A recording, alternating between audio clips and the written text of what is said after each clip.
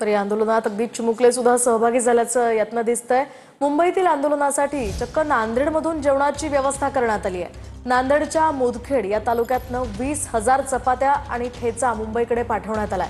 नांदेड जिल्ह्यातील मुदखेड या तालुक्यातल्या सकल मराठा समाजातर्फे आंदोलकांसाठी हे जेवण पाठवण्यात आलंय। तर आपण पाहतोय 20,000 चपात्या आणि ठेचा या सगळ्या आंदोलकांसाठी नांदेडहून पाठवण्यात आलाय।